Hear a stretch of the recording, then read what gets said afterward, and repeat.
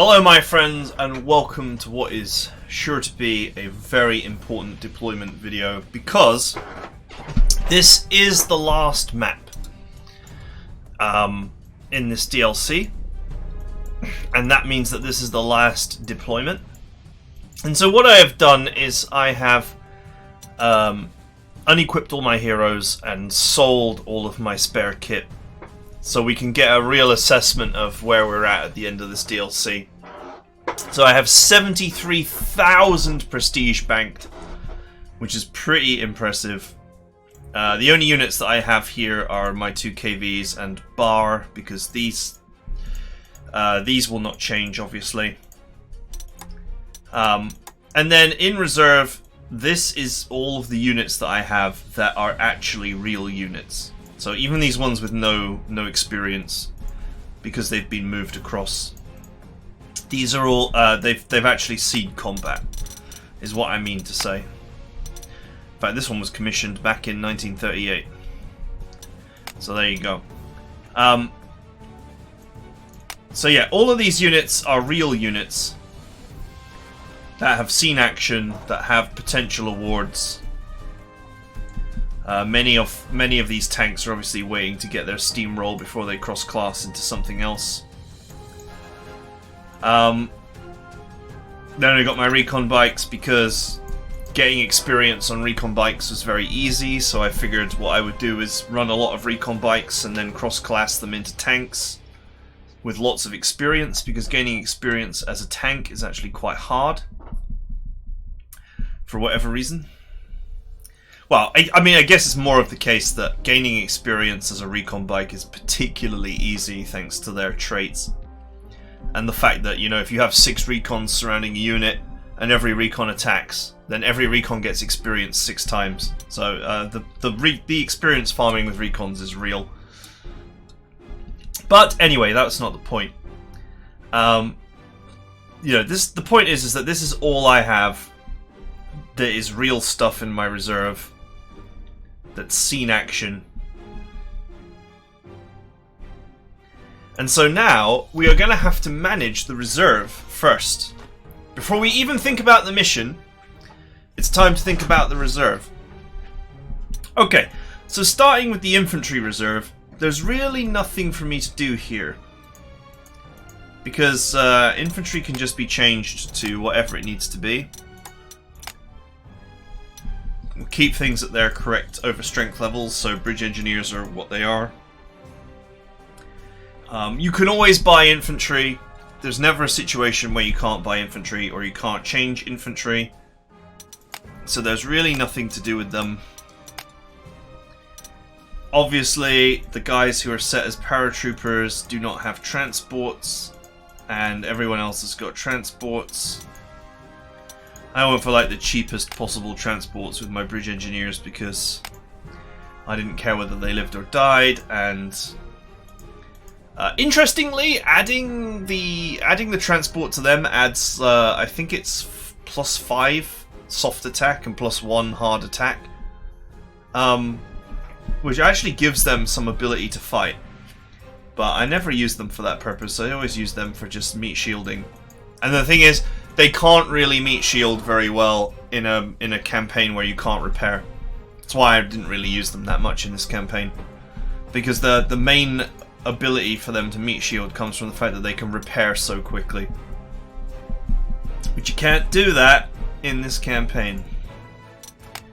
Now obviously my engineers have seen plenty of action as well. Let's just reduce these. Okay, so there's really nothing to do with the infantry here.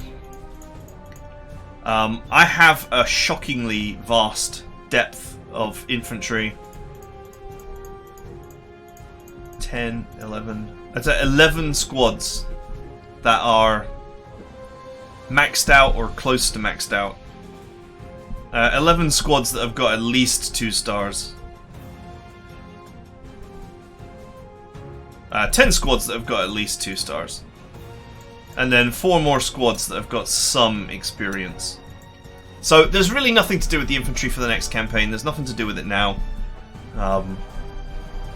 And if we ever need to convert it, we'll convert it. to whatever it is that we require. Okay. Now, tanks. I actually have 2 tanks here that are maxed out. 3.5 stars and Steamroller. Now, if we look at the artillery and anti-aircraft gun situation, you'll see that I actually do not possess more than 3 of each in the Steamroller category. I also possess only 3 Steamroller recons, but adding Steamroller recons is something I'll probably do last, because they are not likely to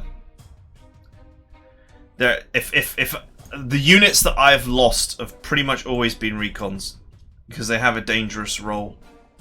They're easy to kill. So I am going to cross-class these 2 tanks.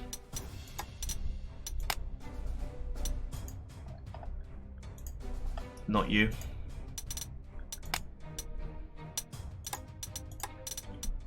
And take the hit of 2 stars of experience.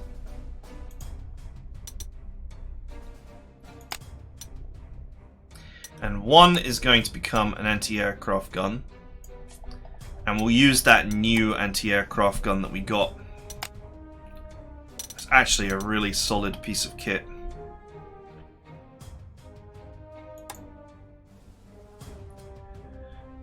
Rapid fire 2x. And actually very solid stats. I'm gonna keep it at standard strength. Obviously, I'll keep my repair heroes on my KV because it's more important.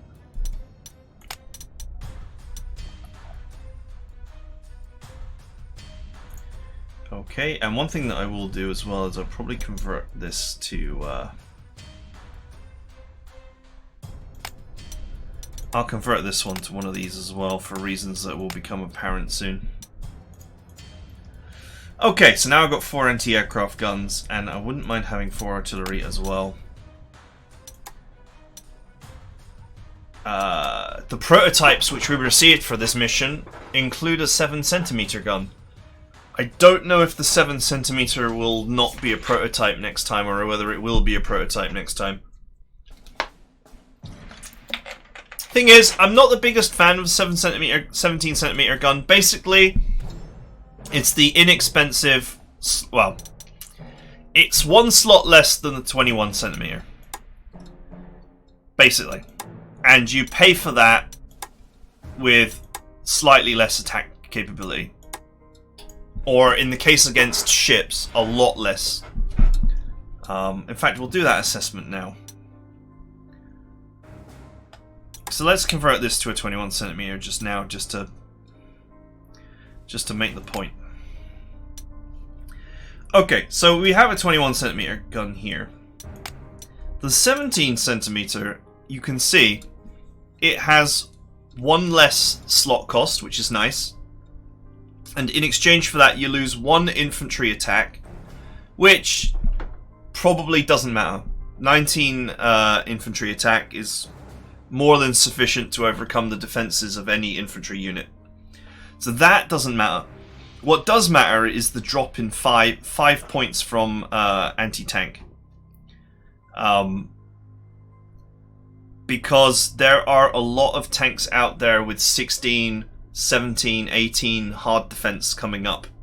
Basically, how the system works in a nutshell is if you have 10 more attack than their armor, pretty much all of your attacks are going to be kills.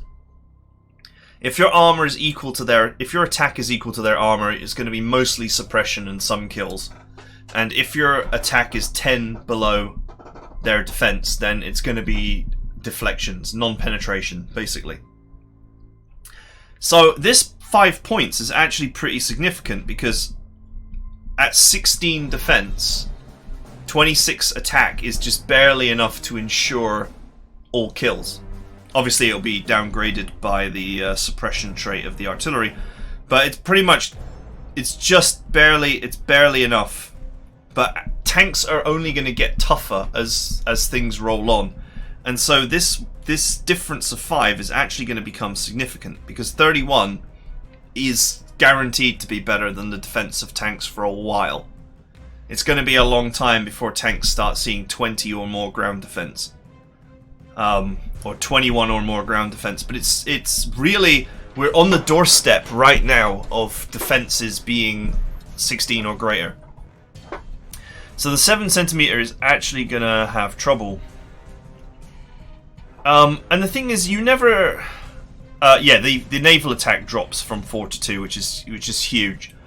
The other thing is that you're never going to have...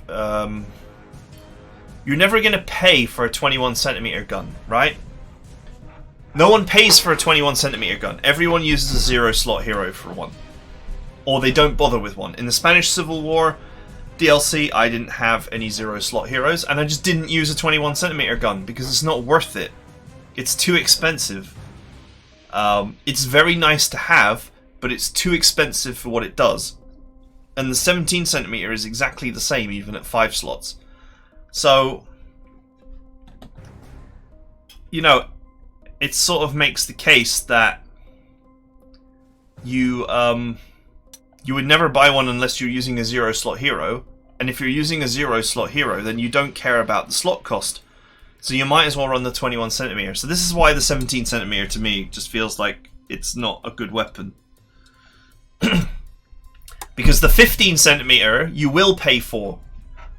Because 4 slots is significantly less than 5 or 6.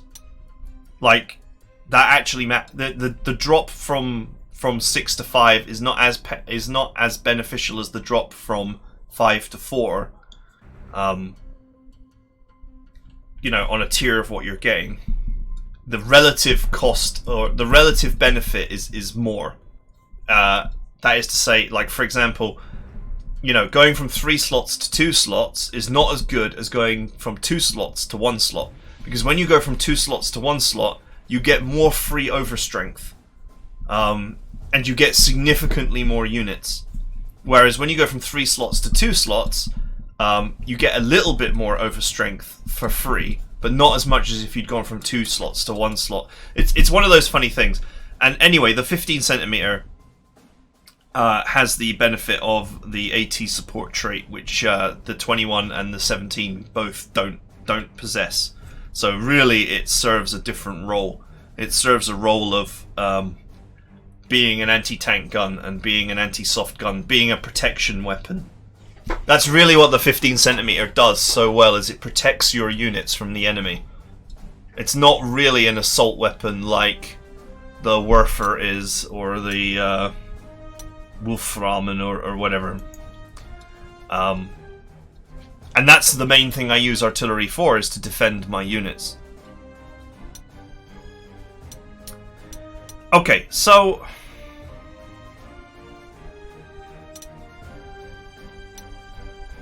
let's... It would be nice to have a spare 21cm, that is for sure, in case mine gets assassinated.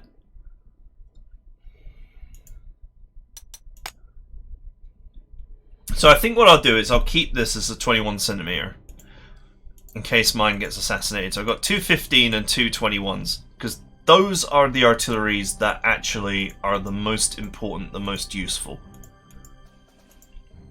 Now, we do have other artilleries with reasonable amounts of experience. Now, the question is, do we want to...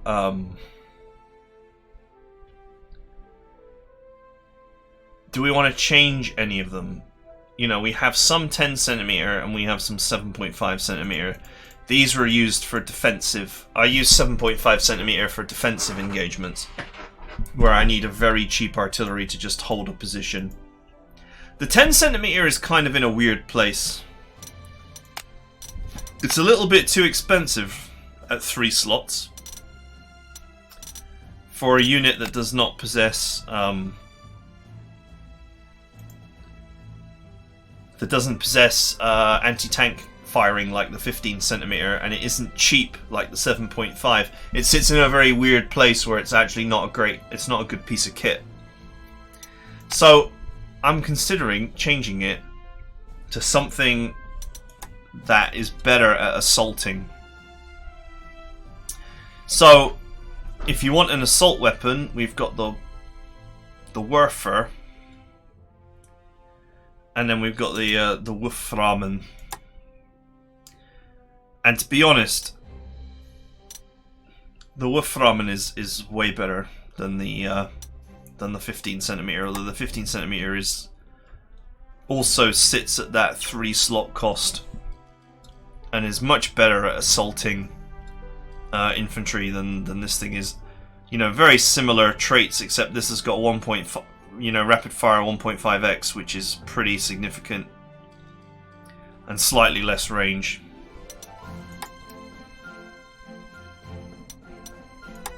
The Stug is, you know, it's funny. The Stug is actually very inexpensive at 2 slots, but its stats are appalling. So if you could get your hands on like Tank Killer or Butcher or something, you could actually enhance the Stug quite a bit. With 16 ground defense, it's actually quite tough. But that one range does really kill it a fair bit. Although Entrenchment Killer 4x is quite nice as well. So yeah, I'm really torn on a lot of these units because they're just not good. And so, having sat down and thought about it, I think I would never use anything but a 15 centimeter for defensive engagement, and I would never use anything but the 21 centimeter for counter artillery. So what role is left?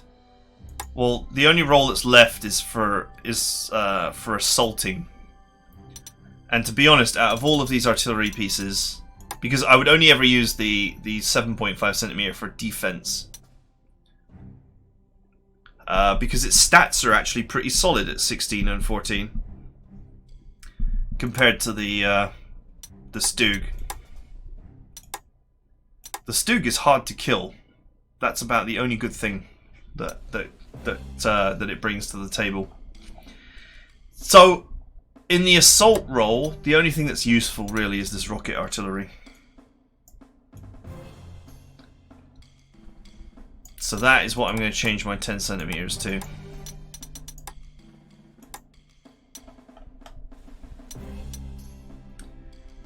And I actually have a lot of these prototypes lying around. So we'll take them to the next battle with us. We've got some 7.5s to take with us, and we have a stockpile here. If I were to lose some artillery as well, I mean, it depends. If the next campaign features denied artillery, would I really want to, and I lost an artillery, would I really want to just use another artillery? That's the, you know, that's the real crux of it. And I'm not sure I would, to be honest.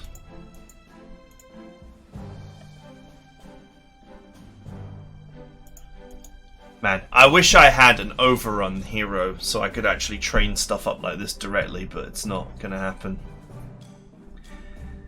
So yeah, considering any future campaign could feature denied artillery, I think that this is a fine setup of spares. Okay, going back to tanks then. Nothing else I want to change right now. Obviously I have some other tanks that I've got Steamroller, but they don't really have full experience, and I don't want to get rid of every tank with Steamroller. Not immediately anyway.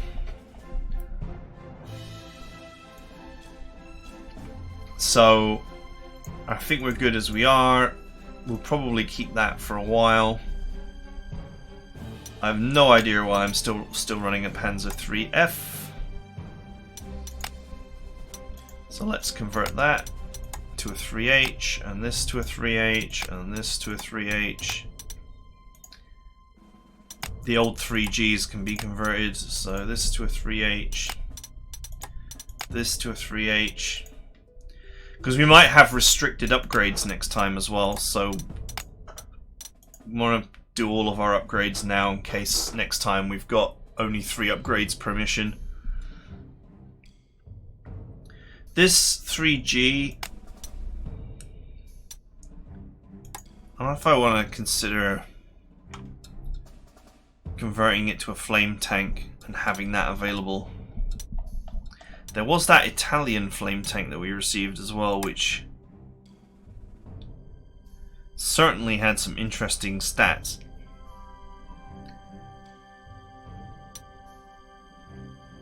In fact, let's do a quick comparison of the two. So this is the Italian flamethrower, and this is the German one. The German one costs more slots, does less damage, but has slightly better close combat defense. Slightly better defense in general. It's an interesting trade. And then of course you've got the IVD, which is, you know, another tank that's designed to hose infantry, but has the issue that it doesn't have ignore entrenchment.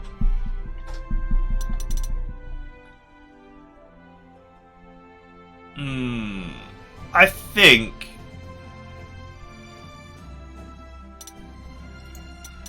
think that this flamethrower tank could potentially be useful. At 2 slots as well, that means that you can actually overstrengthen it pretty hugely. For making it 3 slot the same as other tanks, you can overstrengthen it quite cheaply. If I gave this first strike and no retaliation, I think that would make it shine. Might be really useful for just melting infantry in towns and such with no retaliation. Okay, that's a 3H. That's a 3G. I'm not really that interested in the IVE either.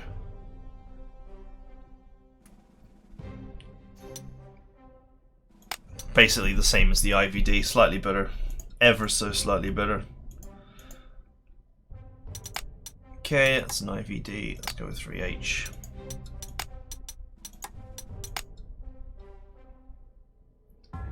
That's the wrong overstrength value. I always try and leave my tanks in a reasonable overstrength value. 11 doesn't make any sense for a 3H. You either want 12 or 10. I can't believe how many slots this thing costs as well. Yeah, because this is only 2 slots. It's amusingly, it's good at 13.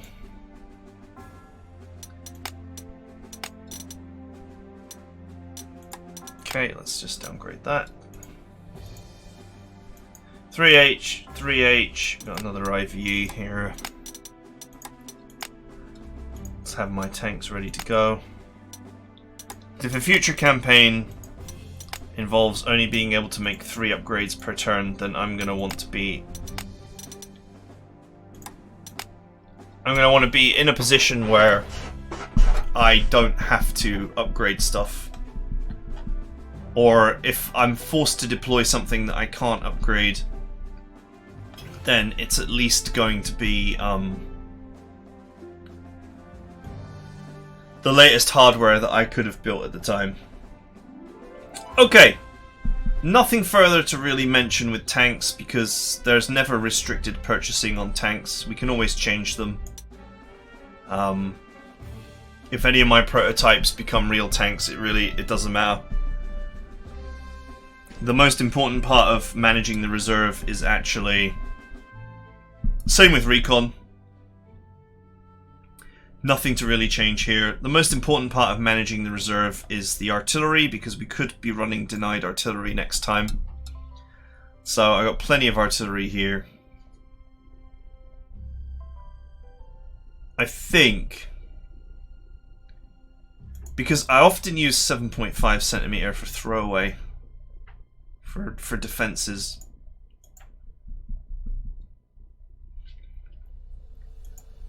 It might be wise to actually leave these as 15 centimeter guns.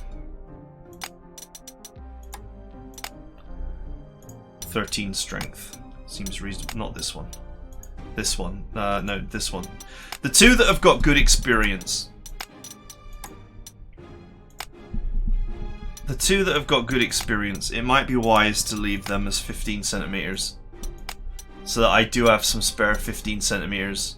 If disaster strikes and I lose a 15 centimeter, which I nearly did last time, then I've got some spares.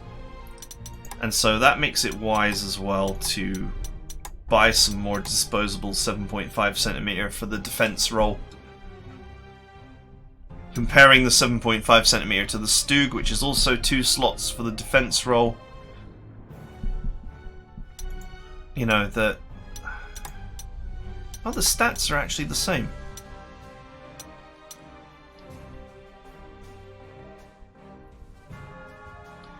It's just the range. The Stug is actually superior to the 7.5 centimeter in every way apart from range. I did not realize this.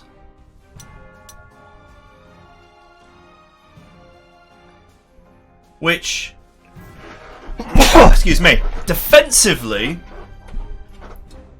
all that matter, you know, you don't need to be attacking all the time, although it does generate experience for you.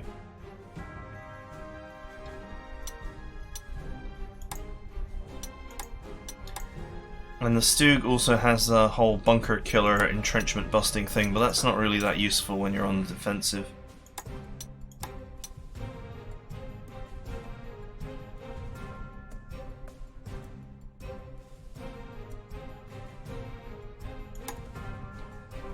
Do you know what? For defensive purposes, I think we'll actually buy a few Stugs.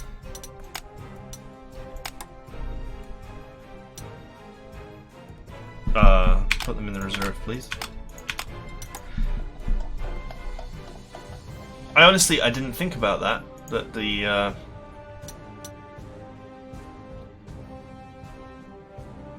the only benefit that the 7.5 has over the Stug is that it's got 2 range. That's it. That's the only benefit.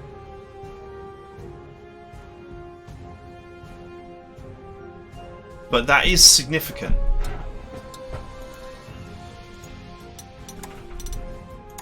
Because it means you can fire over the front line. The Stug can't fire over the front line, it actually has to be on the front line to fire.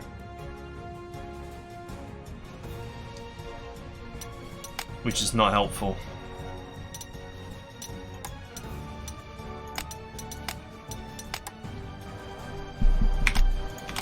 Okay, so I've got some disposable artillery if I need it. I could buy so much more, but I'm not going to. Okay, anti-aircraft guns, nothing to say there. They can't ever be restricted. They can be changed whenever I want. If I need to buy new ones, I can. It's also the unit that is most rarely lost because it's always behind the front line somewhere. Just extending an umbrella of protection. So there's not much to add there.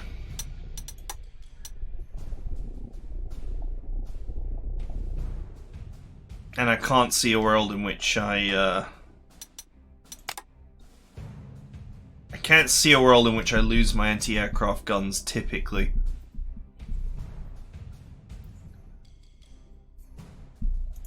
Because the 8.8 is usually never near the front line unless the situation's desperate. The lighter stuff is more likely to be in danger, but it's almost always next to an artillery which will protect it. And the artillery is usually a favoured target of the AI over anti-aircraft guns.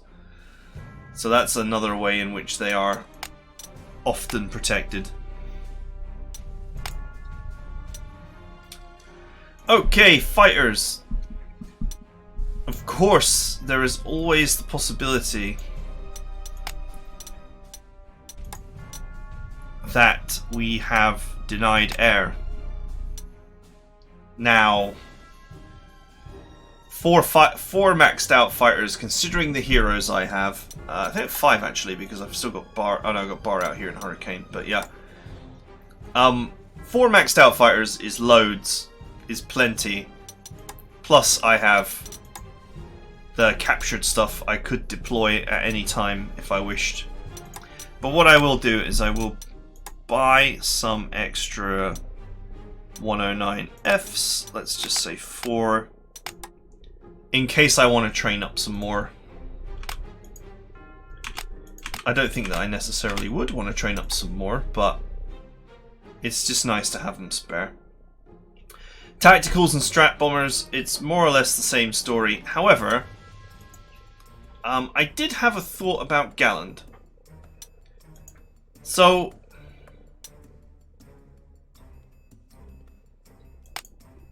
the Bowfighter is a fighter bomber, and its stats are not, I mean, you know, as a tactical, its stats are not great.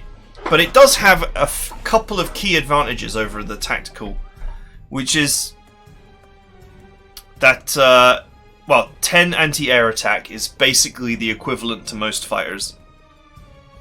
So that's nice.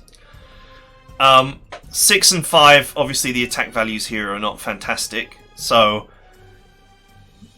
you know, its ability to serve as air-to-ground is compromised quite severely, to be honest.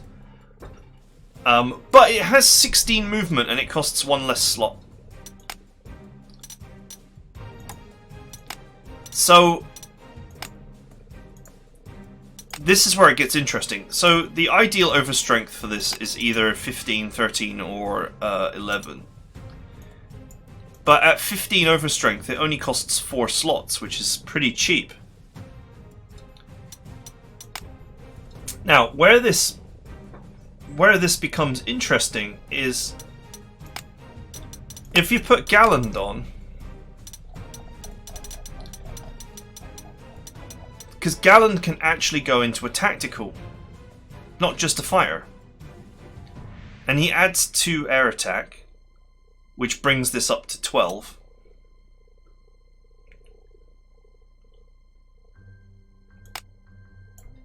Plus 2 initiative, but it's not got great initiative, so it'll only come to 4. I think most fighters have easily got 6 or 7.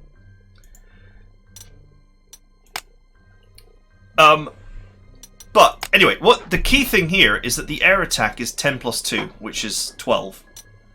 Which is actually better than most fighters as standard. And then obviously you've got any awards that you can get. We can certainly start picking up air-to-air on tacticals with this method. What this is going to allow me to do is it's going to allow me to train up air-to-air on my tacticals. But also,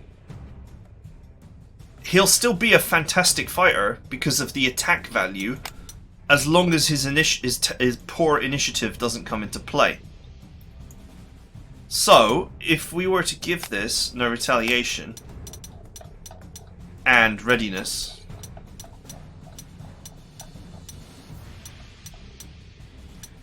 I should have a spare readiness because I only equipped everybody.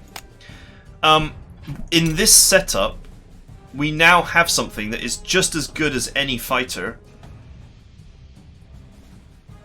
but also has a reasonably solid air-to-ground, a bit like the Hurricane. But it's a tactical, so now I can actually train up air-to-air on tacticals and give them a little bit more air-to-air. Now, whether that really matters or not, probably not. But at least makes it will eventually make my tacticals a little bit less palatable for enemy fighters. Anyway, it's an interesting idea and setup which I want to try. Just simply because the Bowfighter is actually a really good piece of kit. But it will never be as good as an actual proper tactical against ground. It's just, that's the bottom line. That is 100% the bottom line. Because it does take a stat hit. A pretty solid one. Against ground. But that 16 range is the other thing that really interests me. It's like, it's the 2 slots and the 16 range. Meaning that you can get very overstrength very cheaply. You have extra long range. And frankly, the actual fighter stats are better. Well, not better, but the same as any fighter. So it's superior to many of my fighters because it's got 16 range. Most of my fighters have only got 12. Anyway, I'm going to shuffle that into my actual deployment because I will use that. It's also a good opportunity for Galland to help train up these tacticals because they're actually not leveling up that quickly. Right, in terms of the reserve, if we end up playing with denied Air Force, we are going to want some units. I don't think we're going to want any of these not particularly great fighter bomber things.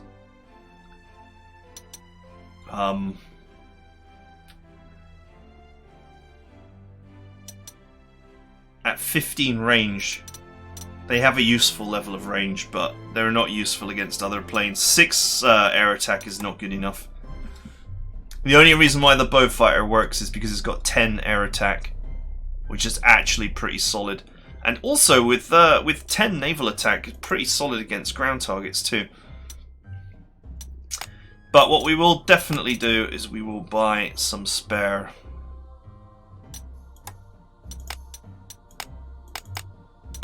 dive bombers like we had before.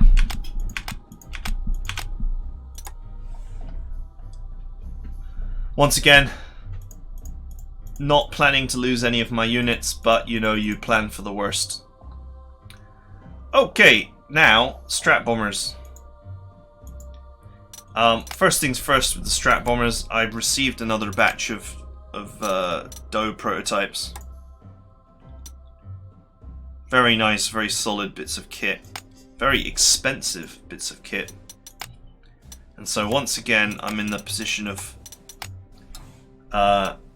running for the low price of 4 slots a very, very, very solid piece of bombing hardware. Especially with a soft attack of 18. That's pretty great. So now the question is, you know, how much sort of other hardware do I want to hold on to? And the answer to that is, so if denied Air Force comes along, obviously I'm going to want some cheap Strat Bombers to just hold. Their stats are very poor though. In fact, I would say that the cheap Strat Bombers stats are sort of reaching the point where they're not going to be able to do anything. They also have a range problem. Other Strat Bombers enjoy 16 range now.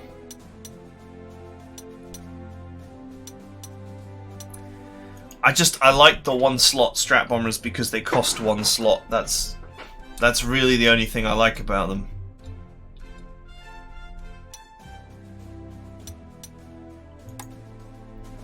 But I must admit, it's probably worth paying the price of admission for the bigger one now.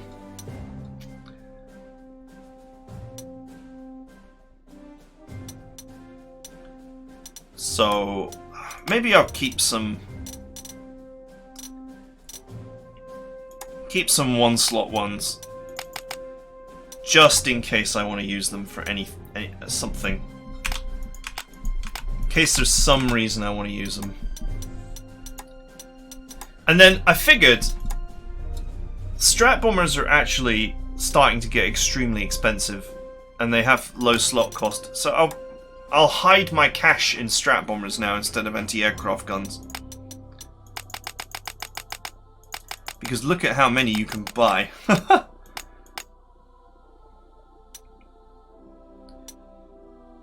Oh man, 30. That's like 4,000 to go for 8.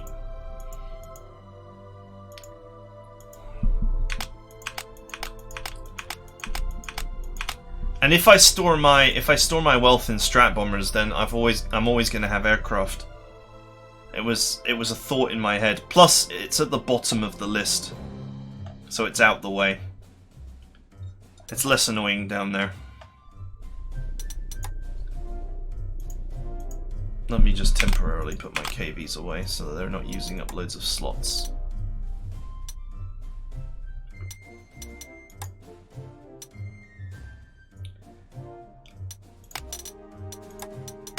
Add to basket, go! Okay, so you get the idea.